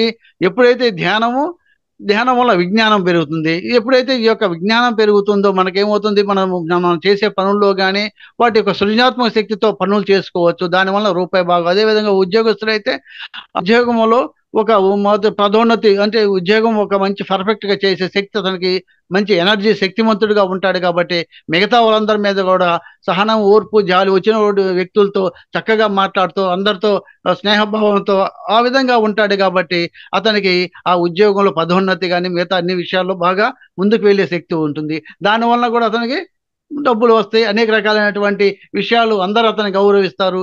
ఇయన్నీ కూడా జరుగుతూ ఉంటాయి. కాబట్టి దానివల్ల మరి నీకు భోగం వచ్చినట్లే కదా! కాబట్టి ధ్యానము సర్వ భోగకారిణి అంటే. కాబట్టి ధ్యానం అనేది చేస్తే ఇన్ని రకాల ప్రయోజనాలు ఉన్నాయి చూడండి మరి. ధ్యానము సర్వరోగ నివారణి, ధ్యానము సకల భోగకారిణి. సకల భోగాలు కూడా ధ్యానానికి మన యొక్క దగ్గరికి వస్తాయి. అదేవిధంగా మూడవది సత్య జ్ఞాన ప్రసాదిని. సత్య జ్ఞానం అంటే ఏంటి? ఎప్పుడైతే మన సత్యాన్ని తెలుసుకుంటామో ఈ దేహము శాశ్వతము కాదు. ఈ దేహం ఎప్పుడు కూడా పోయి నశించేదే. ఈ యొక్క భూమిలో ఉన్నటువంటి ఈ యొక్క భూమి మీద ప్రతి యొక్క జీవి పోతుంది, మరలా తిరిగి వస్తుంది. ప్రతి వస్తువు కూడా భూమి మీద వస్తువు కూడా నశిస్తుంది, మరలా తిరిగి వస్తుంది అనే జ్ఞానాన్ని మనం ఎప్పుడైతే తెలుసుకుంటామో, ఆ జ్ఞానం ఎప్పుడు వస్తుంది మనకి ధ్యానములో. మనం ఎప్పుడైతే ఇందాక చెప్పాక 1, 2, 3, 4 దశలు ఎప్పుడైతే మనం చేరతామో, ఆ దశలో చేరినప్పుడు ఏమవుతుందంటే మనకు ఒక నిర్వాణ ఒక ఈ స్థితి ఏర్పడుతుంది. ఏది సత్యం అనేది ఈ యొక్క ఇది శాస్త్రము కాదు, ఈ యొక్క ప్రపంచం అనేది శాస్త్రము కాదు, ఏది కూడా శాస్త్రం కాదు, భోగము కానీ వస్తువు కానీ నువ్వు కానీ ఏ వస్తువులు కూడా శాస్త్రము కాదనేటువంటి జ్ఞానాన్ని మనం ఎప్పుడైతే మనం తెలుసుకుంటామో, ఆ జ్ఞానం మనకు అదే సత్య జ్ఞానము. ఎప్పుడైతే సత్యం తెలుస్తుందో మనకు దుఃఖం అనేది రాదు. సత్యం తెలియనప్పుడే మాత్రమే దుఃఖం వస్తుంది. ఈ సత్యాన్ని మనం తెలుసుకోవటం అనేది ఈ ధ్యానం వలన మన సత్యం తెలుస్తుంది. ఏ సత్యం అంటే ఏంటి? ప్రతిదీ ఇప్పుడు మనం ఉన్నాము, ఎవరు కూడా శాస్త్రంగా ఈ భూమి మీద ఉండగాకుండా కొంతకాలం ఉంటాము, ఆ తర్వాత పోతాం. ఏ వస్తువు అయినా సరే, ఇప్పుడు సపోజ్ నేను కూర్చున్న ఈ కుర్చీ ఉంది, ఈ కుర్చీ దీనికి కొంత టైం ఉంటుంది, ఆ టైం ప్రకారం ఇరిగిపోయింది అనుకో, దాన్ని తీసుకుని బయటపడేస్తాం. ఆ కుర్చీ బయటపడేసింది, వాడు తీసుకెళ్ళి ఏం చేస్తాడు, అది మామూలుగా అమ్మేసేసి బయటపడేసేసి మళ్ళీ దాన్ని కరగదీసి మళ్ళీ రీసైక్లింగ్ అవుతుంది. రీసైక్లింగ్ అయ్యి మళ్ళీ ఆ కుర్చీ ఏమవుతుంది, ఒక స్టూల్ గానో మళ్ళీ తిరిగి తయారవుతుంది. మరి ఆ కుర్చీ పోయిందా? ఏ మేడం? లేదు సార్, ఇంకొక షేప్ పోలేదు కదా, మళ్ళీ ఇంకో షేప్ మార్చుకుంది. అంతేనా కాదా? కాబట్టి ప్రతి వస్తువు షేప్ మార్చుకొని వస్తాం. అదే విధంగా మనం కూడా మరలా ఇంకొక విధంగా మరలా వస్తాం. మనం చనిపోయిన తర్వాత మన మనవుళ్ళు గానో మనవరాళ్ళు గానో మిగతా పడతాం. అందుకని మన వాళ్ళు ఏం చెప్తారు, అరే అసలు వీళ్ళు తాతలాగా మాట్లాడుతున్నారు, తాతలాగా నవ్వుతున్నాడు అని చెప్తారు. కారణం అదే. కాబట్టి మనం అనేది పోవటం అనేది జరగదు. ప్రతిదీ కూడా ఇది సత్యము. ఎప్పుడైతే ఈ జ్ఞానాన్ని మనం తెలుసుకుంటామో అప్పుడు దుఃఖం అనేది ఉండదు. అప్పుడు అందరినీ మనం సమానంగా చూస్తాము. జీవిలో ఉన్నటువంటి ప్రతి జీవి ఒకటే, ప్రతి జీవి కూడా సమానమే, ఒకడు ఎక్కువ కాదు, ఒకడు తక్కువ కాదు అనేటటువంటి జ్ఞానాన్ని ఎప్పుడైతే తెలుసుకుంటామో మనం ప్రతిదాన్ని కూడా ఒకే దృష్టితో చూస్తాము. ఇప్పుడు ఈ జ్ఞానం లేనప్పుడు ఒక దృష్టితో మనం చూడము, అనేక రకాల దృష్టితో చూస్తాం. ఈడు మానవుడు, ఈడు తనవుడు, ఈడు వాడు. కాబట్టి ఇటువంటి భావభేవాలతో మనం ఉంటాము. ఎప్పుడైతే సత్య జ్ఞానం తెలుస్తుందో అంతా ఒకటే, ఈ ప్రపంచం మొత్తం ఒకటే అనేది మనం ఎప్పుడైతే తెలుసుకుంటామో, ఈ అంతా ఒకటే అనేది తెలుసుకున్నప్పుడు అప్పుడు ఆ జ్ఞానప్పుడు అదే సత్య జ్ఞానము. అంతా ఒకటేని తెలుసుకున్నప్పుడు ఆ అంతా ఒకటిలో దుఃఖం ఉండదు, ఏమీ ఉండదు, అంతా సంతోషమే ఉంటుంది. అదే విశ్వ కుటుంబము. అదే విశ్వ కుటుంబం అంటే ఎప్పుడైతే మనం ఆ విషయాన్ని తెలుసుకుంటామో, తెలుసుకున్నప్పుడు ఈ కుటుంబం, ఈ ప్రపంచం అంతా కూడా ఒక కుటుంబంగా తయారవుతుంది.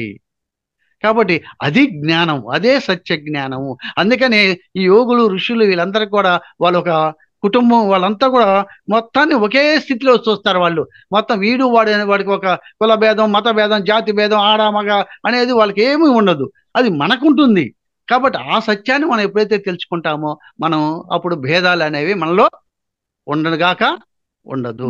కాబట్టి అది తెలుసుకోవాలంటే మనం సాధన అనేది పెంచుకోవాలి.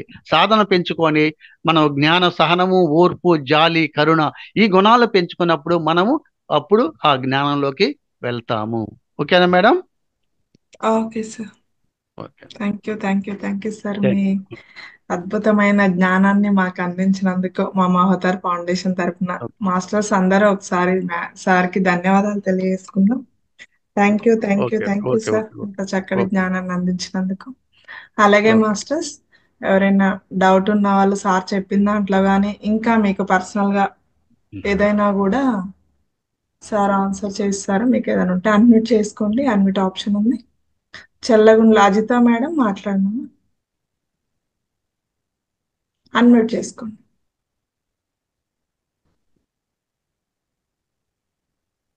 చంద్రమౌళి సార్ మాట్లాడండి. మేడం అన్మ్యూట్ అవ్వట్లేదు. పిరమిడ్ అంటే ఏంది? మాట్లాడండి. పిరమిడ్ అంటే పిరమిడ్ చేస్తే బాగుంటది అన్నారు కదా, పిరమిడ్ అంటే ఎక్కడ కూర్చోవాలి? పిరమిడ్ అంటే మీది ఏ ఊరు సార్? మాది హైదరాబాద్. హైదరాబాద్ లో పిరమిడ్స్ అనేవి మీరు ఇప్పుడు సహజంగా మీరు మామూలుగా పిరమిడ్ టోపీలు కూడా దొరుకుతాయి. ఒక చిత్రం మామూలుగా ఒక ఆకారంలో ఉంటుంది, కింద ఒక 60, 40, 60 డిగ్రీల కోణంలో ఉంటుంది. అది ఆ కోణం అనేది ఆ కోణంతో పిరమిడ్ అనేవి తయారు చేస్తారు. మీరు ఈజిప్ట్ గీజా పిరమిడ్స్ పేర్లు విన్నారండి? ఆ, విన్నారా? అదే ఉమ్. మన గీ- కోలం గోపురాకారము అది ఏదో ఉంటుంది కదా. ఆ, ఎస్. ఆ, అవి అవి అవి అదే ఆకారంలో ఉంటాయి. వాటిని పిరమిడ్స్ అంటారు. అంటే ఎన్నటి కాలములో వాటిని ఇవి మామూలుగా Giza pyramid, Greek pyramids, Greek దేశంలో ఎక్కువ పిరమిడ్స్ కడుతూ ఉంటారు. అక్కడ ఈజిప్ట్ పిరమిడ్స్ ఎక్కువగా ఉంటాయి. ఈజిప్ట్ లో ఐడియా ఉందా మీకు? ఈ ఈజిప్ట్ ఐడియా దేశం. తెలుసు. మేము ఉమ్. అప్పుడు చదువుకునే టైంలో పిరమిడ్స్ అన్నట్టు పిరమిడ్స్, ఓహో, ఓహో. Okay, okay, okay. పిరమిడ్స్ అనేది దానికి ఒక కోణం ఉంటుంది. మామూలుగా విడిగా టోపీలు కూడా ఉంటా ఉంటాయి, పిరమిడ్ టోపీస్ అని ఒక ఇదిలో. అదే అదే. కాబట్టి ఆ పిరమిడ్ టోపీలు కూడా మనం నెత్తి మీద పెట్టుకొని మనం చక్కగా ధ్యానం చేసుకోవచ్చు. మీకు దగ్గరలో మేడం చెప్పండి సార్. హైదరాబాద్ లో ఎక్కడ సార్ మీరు? నేను హైదరాబాద్ కాదండి, విజయవాడ. మీరు కాదు సార్, ఈ చంద్రమౌళి సార్. చెప్పండి. ఇక్కడ సారీ సార్, అమీన్పూర్ అని సంగారెడ్డి దగ్గర సంగారెడ్డి సార్. సార్ నేను గ్రూప్ లో పోస్ట్ పెడతాను, ఆర్షిప్. అందులో ఫోన్ నంబర్ ఉంటుంది, వాళ్ళకు మీరు కాల్ చేసి పిరమిడ్ తెప్పించుకోవచ్చు సార్. చిన్న పిరమిడే, ఇంట్లో మీరు చేసుకునే దానికి అనుకూలమైనది. అది వాళ్ళకు పంపిస్తారు. మీరు పుస్తకాలు లిస్టును పిరమిడ్ గురించి నేను పెడతాను సార్ మీకు పోస్టు. ఆ పోస్ట్ లో మీకు ఫోన్ నంబర్ ఉంటుంది, వాళ్ళకి మెసేజ్ చేయండి. ఆ ఆ నంబర్ వాళ్ళకి మెసేజ్ చేస్తే మీకు కావాల్సిన పుస్తకాలు అలాగే పిరమిడ్ కూడా తెప్పించుకోవచ్చు. ఇక్కడ బాలకృష్ణ గారు చూపిస్తున్నారు చూడండి, పిరమిడ్ ఓసారి చూపించండి సార్. అలా ఉంటుంది సార్. పిరమిడ్ అనేది చిన్నదే, ఫైబర్ తో ఉంటుంది, వుడ్ తో ఉంటుంది అన్నమాట. ఇది మనము ఆ తలకు పెట్టుకొని చక్కగా చేసుకోవచ్చు సార్. ఓకే, మీకు మా డౌట్ క్లారిటీ అయింది సార్. మేడం గారు చెప్పారు. నేను పంపిస్తాను, పోస్ట్ చేస్తాను, దాని నుంచి మీరు తెప్పించుకోవచ్చు. Okay okay sir. Okay, okay. ఇంకా మాస్టర్స్ ఇంకా ఎవరైనా ఉంటే అన్మ్యూట్ చేసుకోండి. సార్ చెప్పారు కదా మనకు అద్భుతంగా. ఆ క్వశ్చన్ అండ్ ఆన్సర్స్ మీకు ఏమన్నా దాని మీద డౌట్స్ ఉన్నా, లేకపోతే సార్ ఎలా చెప్పారు, సో ఈరోజు అద్భుతమైన జ్ఞానాన్ని ఇచ్చారు సార్. మీరు Yes. మీ దగ్గర నుంచి మేము ఇంత జ్ఞానాన్ని తీసుకున్నాము, మాకు ఇంత మంచిగా జ్ఞానాన్ని అందించారు అని కూడా మీరు సార్తో మాట్లాడొచ్చు అనమాట చక్కగా. అందరూ కూడా అన్మ్యూట్ చేసుకొని కృతజ్ఞతలు తెలియజేయాలి అంటాం కదా. ఇప్పుడు ఏదైనా ఒక జ్ఞానాన్ని మనం తీసుకున్నాము ఒకరి దగ్గర నుంచి, కాబట్టి మనము వాళ్ళకు కృతజ్ఞత అనేది ఉండాలి ఖచ్చితంగా మనలో. ఆ కృతజ్ఞత ఉండడము అంటే వాళ్ళు ఎలా చెప్పారు, ఏం చెప్పారు తీసుకున్నాం, కాబట్టి వాళ్ళకు కృతజ్ఞతలు తెలియజేయాలి. అందరూ కూడా అన్మ్యూట్ చేసుకొని మంచిగా చెప్పారు. అలాగే మీకు ఏమైనా డౌట్స్ ఉన్నా కూడా ఖచ్చితంగా అడగండి, డౌట్స్ అడగండి, కృతజ్ఞతలు తెలియజేయండి. ఇది మన ధర్మము. ఖచ్చితంగా అందరూ కూడా ఇందులో పార్టిసిపేట్ కండి. ఓకే మేడం, అజిత మేడం మాట్లాడండి. నమస్తే మేడం. నమస్తే మేడం. అందరికీ శుభోదయం. సార్ చక్కగా చెప్పండి. చెప్పారు, క్లాస్ చాలా బాగుంది. చెప్పండి మేడం. అందరి గురించి ప్రయోజనాలు అవన్నీ చాలా చక్కగా వివరించారు. ధన్యవాదాలు సార్. మీ డౌట్ ఉంటే చెప్పండి ఇంకేదన్నా. డౌట్ ఏం లేదు సార్. పిరమిడ్ మేము కూడా తీసుకున్నాం, క్యాప్ పిరమిడ్ మొన్న హైదరాబాద్ వచ్చినప్పుడు ఓకే. తీసుకున్నాము. మీది ఎక్కడ మేడం? మాది Bhadradri Kothagudem Palvancha sir. Palvancha. Okay, okay madam. Palvancha మరి పిరమిడ్ ధ్యానం బాగుంది. ధ్యానం చేస్తున్నారు మేడం? ఈ మధ్యన కొంచెం డిస్టర్బెన్స్, అది అంటే కుదరలేదు, చేయలేదు. ఈ రోజు నుంచి జాయిన్ అవుతాం సార్ కంటిన్యూగా. ఇంకా కంటిన్యూ జాయిన్ అవుతూ విడిగా కూడా చేయాలి మేడం. విడిగా కూడా ఇక్కడ మనం ఒక సబ్జెక్ట్ తెలుసుకుంటాము, కానీ విడిగా కూడా మనం ఇంటి దగ్గర సాధన చేయాలి కంపల్సరిగా. సాధన ఎక్కువ ఉండాలి, సాధన పెంచుకుంటూ ఉండాలి మనం కంపల్సరిగా. నిత్య సాధన ఉండాలి. మా అమ్మగారికి కొంచెం హెల్త్ బాగాలేక ఈ మధ్యన ఇబ్బంది పడ్డాము. తనకు కూడా పిరమిడ్ తీసుకున్నాము. తన ఖాళీకి కూర్చున్నప్పుడైనా సరే అలా పిరమిడ్ పెట్టుకొని కొంచెం ధ్యానం చేస్తుంది. హెల్త్ కూడా బాగుంది సార్. ఓకే. శ్వాసను ఒకవేళ మనం లేదు కూర్చోలేకపోయినా కూడా పనుకోనైనా శ్వాసను గమనిస్తూ ఉండమని చెప్పండి. శ్వాసను గమనిస్తూ లేదు ఉంటే సార్. ఇబ్బంది ఏమి అవును సార్, పర్లేదు సార్, మంచిగా యాక్టివ్గా ఉన్నారు ఇప్పుడు. Okay, okay, okay madam. అదే పిరమిడ్ అంటే కొరియర్ లో తెప్పించుకుందాం అనుకున్నాము. ఇక అక్కడికి వచ్చాము కదా, మన సుమా మేడం ఉన్నారు కదా, ఫోన్ చేస్తే అక్కడ వేరే సార్ కాడ ఉన్నాయంటే ర్యాపిడోలో పంపించారు, ఓకే మేడం. తీసుకున్నాము. Thank okay, you. పంపించిన ఓకే సార్ మేడం. ఓకే. బాగుందండి. మీ క్లాస్ కూడా చాలా ఓకే అద్భుతంగా చెప్పారు. ధన్యవాదాలు okay sir. Okay okay madam. Okay okay madam, thank you. Mohan Krishna sir unmute చేసుకుని మాట్లాడండి సార్. మాట్లాడండి sir. Sir good morning sir. Masters అందరికీ గుడ్ మార్నింగ్. ఇంత మంచి జ్ఞానాన్ని మాకు గుడ్ మార్నింగ్. ప్రసాదించినందుకు చాలా చాలా ధన్యవాదాలు ఓకే సార్. చాలా చాలా ధన్యవాదాలు సార్ మీకు. అలానే ఓకే సార్, మాకు థ్యాంక్ యూ. ఆ, ఇందాక మీరు చెప్పిన ప్రతిరోజు 4 విషయాలు చేయాలన్నారు కదా సార్. అందులో ఒకటి మిస్ అయ్యాను. ఒకటి సజ్జన సాంగత్యము, 2 స్వాధ్యాయం. సిగ్నల్ ఇంకొక సరిగా విషయం లేనట్టుంది. ఏమండి? స్వాధ్యాయం. స్వాధ్యాయము. అదే దాని గురించి స్వాధ్యాయము, పుస్తక పఠనము, స్వాధ్యాయము, ధ్యానము, సజ్జన సాంగత్యము. స్వాధ్యాయం అంటే ఏంటి సార్? ఒక్క మాట, ఒక్క నిమిషం. స్వాధ్యాయం అంటే మనం మామూలుగా బుక్స్ చదువుకోవటం, పుస్తకాలని, మంచి మంచి పుస్తకాలని. స్వ అంటే ఏంటి? నీ అంతటా నీవు బుక్స్ చదువుతూ ఉంటాం ఎప్పుడు కూడా. ఓకే. అది మంచి మంచి బుక్స్ చదువుకోవటం, మంచి బుక్స్ అనేవి. ఇది ఈ యొక్క స్పిరిచువాలిటీ సంబంధించి కానీ, సామాజిక సంబంధించింది కానీ, ఏ అంశాలు సంబంధించిన బుక్స్ చదువుకోవటం, నిత్యం కూడా జ్ఞానాన్ని మనం పెంచుకోవటం. ధ్యానము, జ్ఞానము 2. ఓకే అది సార్. నేను వ్యవసాయం చేయటం వల్ల నేను ఇంతకు ముందు కూడా అటెండ్ అయ్యి 4-5 క్లాసులు అటెండ్ అయిన తర్వాత కుదరలేకపోయింది. ఇప్పుడు అంతా ఖాళీ అయిపోవడం వల్ల ఈ రోజు మీకు కమిట్మెంట్ ఇద్దాం అనుకుంటున్నాను సార్. 41 రోజులు విడవకుండా ధ్యానం చేద్దాము, మీతో కలిసి సజ్జన సాంగత్యం చేద్దామని అనుకుంటున్నాను సార్. ఓకే ఓకే మీ అందరి సహాయం కావాలి సార్ నాకు. Okay okay okay sir, compulsory sir. మాకు జ్ఞానాన్ని అంది. ఓకే ఓకే, కంపల్సరీ ఉంటుంది సార్. ఓకే అండి. Okay sir, thank you sir. మీరు అలాగే కంటిన్యూ చేయండి. అలాగే స్వాధ్యాయం అంటే బుక్స్ చదవటము కాకుండా మనం ఆ బుక్స్ లో ఉన్న జ్ఞానాన్ని మనం తీసుకొని మనం పాటించగలిగినప్పుడే మనల్ని స్వాధ్యాయం, మనలో మనము నిజంగా మనం ఆ బుక్ లో ఉన్న చదివింది వదిలేస్తున్నాం అన్నట్టు కాదు. మనం నిజంగా ఇప్పుడు సాయిబాబా ఎంతో మంది గురువులందరూ మనకు జ్ఞానాన్ని ఇచ్చారు. మనం ఏం చేస్తాం? వింటూ ఉంటాం బుక్స్, సాయిబాబా చరిత్ర కూడా మొత్తం చదువుతాం, కానీ అందులో జ్ఞానాన్ని తీసుకోలేము. అది ఎప్పుడైతే వదిలేస్తా ఉంటాం. తీసుకోగలుగుతామో అది నిజంగా స్వాధ్యాయం అని దాని అర్థం అని నేను అనుకుంటున్నాను సార్.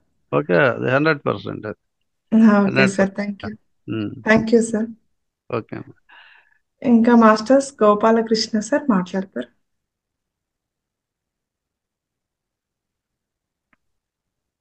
నాగశ్రీ మేడం మాట్లాడమ్మా. సార్ నమస్తే సార్. నమస్తే మేడం. ఈ నెలలో ఫస్ట్ రోజు చాలా బాగుంది సార్ మీ క్లాసు. Okay madam. చక్కగా నేను కూడా పిరమిడ్ కావాలి మేడం, నాకు కూడా.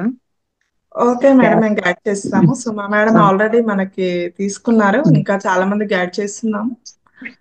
సరే. ఓకే, మీరు పర్సనల్ గా ఫోన్ చేయొచ్చండి. Thank you sir. Thank you madam, thank you. Okay okay madam, thank you. Narayana sir మాట్లాడండి సార్. ఎస్వి నారాయణ గారు. హలో, మాట్లాడండి సార్. చంద్రమౌళి గారు చక్కగా వివరించి చెప్పారు జ్ఞానం గురించి, అద్భుతంగాను. ఓకే ఓకే సార్, చక్కగా అవగాహన వచ్చింది సార్. తెలుసుగానే మీ చక్కగా విడమర్చి చెప్పారు. చాలా ధన్యవాదాలు మీకు.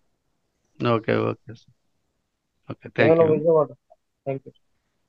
Okay okay sir, thank you. Gopalakrishna sir మాట్లాడండి సార్. నమస్తే సార్. చంద్రమౌళి గారు చక్కగా విడమర్చి చెప్పారు ధ్యానం గురించి, చక్కగా అర్థమైంది. దాన్ని ఆచరించడానికి ప్రయత్నిస్తాం సార్. చక్కగా విడమర్చి వివరంగా చెప్పారు. Okay okay sir, thank you sir. అలాగే అనిత మేడం మాట్లాడండి అమ్మా. మనకు టైం కూడా లేదు సార్, ఓన్లీ 3 minutes ఉంది. అనిత మేడం మాట్లాడండి సార్. మాట్లాడండి మేడం, అన్మ్యూట్ చేసి. Last 2 minutes. అన్మ్యూట్ అవ్వలేదమ్మా. ఓకే ఓకే మాట్లాడండి. హలో మేడం, చెప్పండి. నమస్తే మేడం. నమస్తే సార్. నమస్తే మేడం. క్లాస్ చాలా బాగుంది సార్. చాలా మేడం, అద్భుతం అండి, బాగుందండి.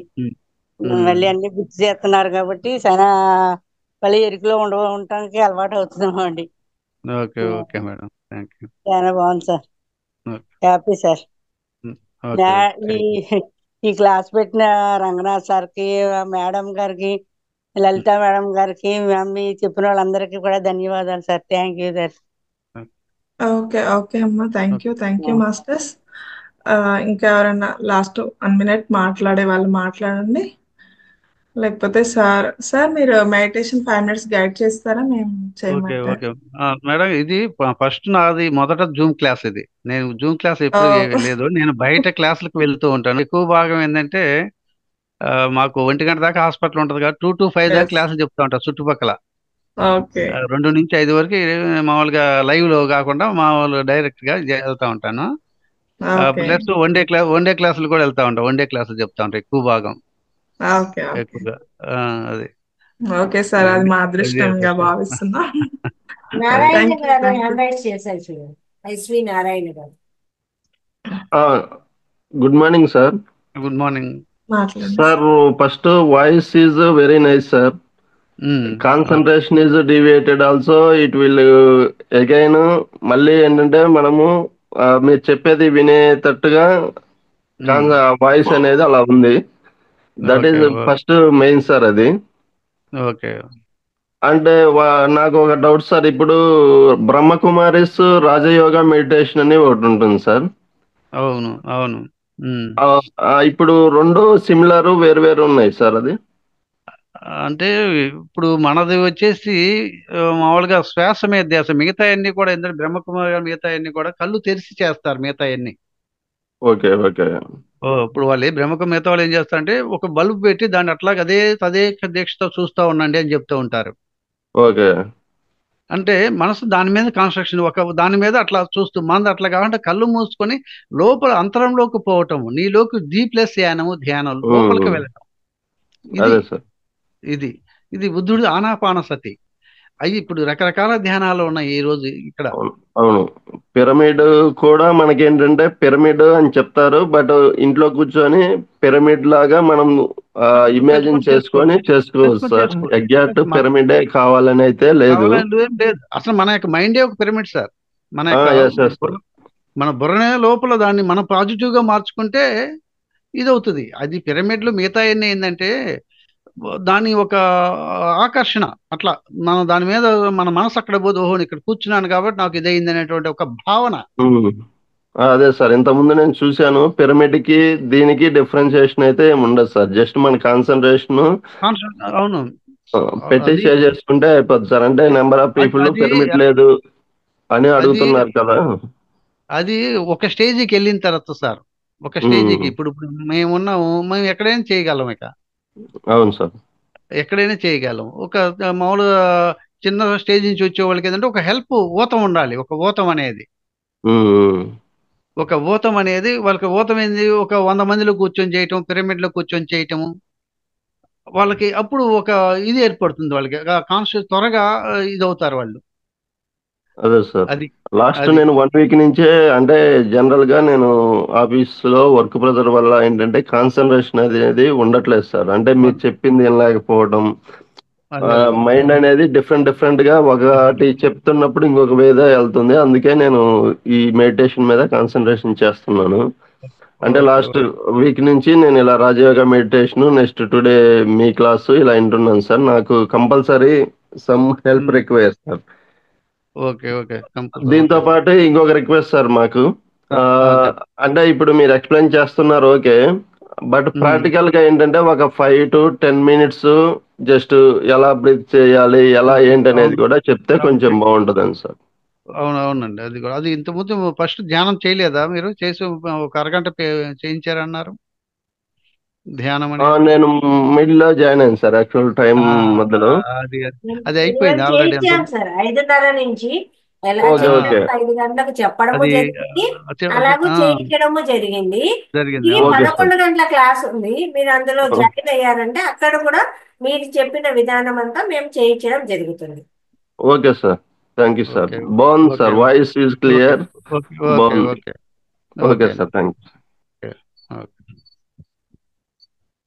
Okay sir. Okay masters, thank you all. Thank you. Sir okay ఒక 5 minutes గైడ్ చేయండి, మెడిటేషన్ క్లోజ్ చేద్దాం. ఈ జ్ఞానాన్ని ఓకే మేము అందరం ఓకే తీసుకుని. ఓకే ఒక 5 minutes మరి ధ్యానంలో కూర్చున్నామండి. Yes. ఓకే, అందరు కళ్ళు మూసుకోండి. హాయిగా హాయిగా ప్రశాంతంగా అందరు కళ్ళు మూసుకొని చేతులు మామూలుగా కాళ్ళు లాక్ చేసుకోండి. కాళ్ళు సైడ్ పెట్టుకొని చేతులు లాక్ చేసుకోండి. శ్వాస మీద ధ్యాస. హాయిగా ప్రశాంతముగా ప్రతి శ్వాసను చక్కగా గమనిస్తూ ఉండండి. శ్వాస మీద ధ్యాస.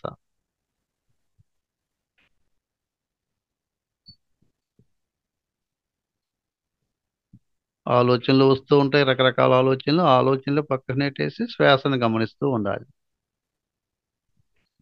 లోపలికి వెళ్ళే గాలిని, బయటికి వచ్చే గాలిని గమనించటమే ధ్యానము. That is meditation.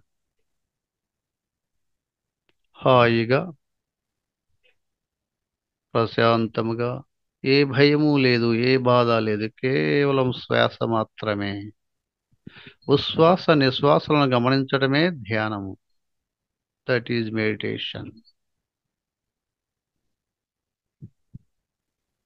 హాయిగా మనసును ప్రశాంతం చేయటానికి ప్రయత్నం చేయండి.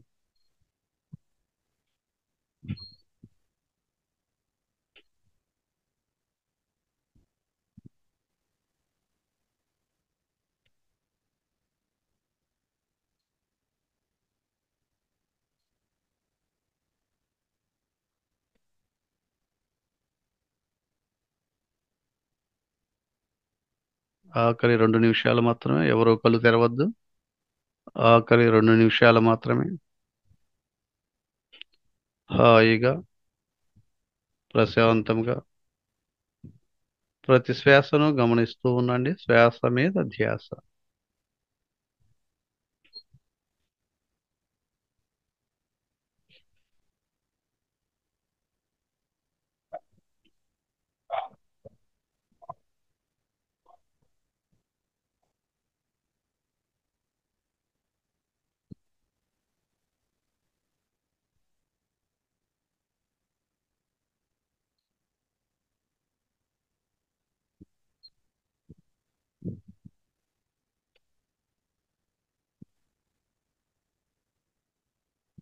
ఆఖరి 1 నిమిషం మాత్రమే.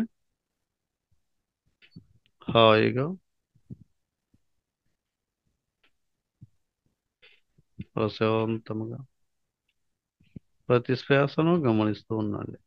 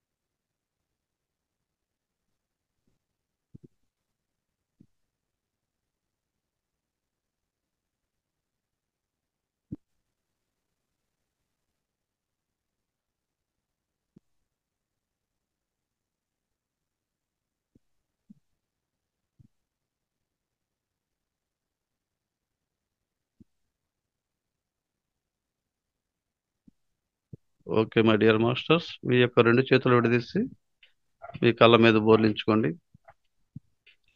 5 4 3 2 1 0. మీ చేతులు తీసి అరిచేతులు చూసుకుంటూ నిదానంగా కళ్ళు తెరవండి.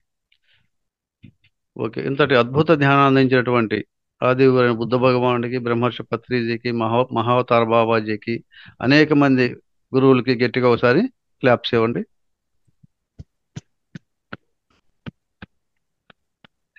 Thank you, masters. Thank you all.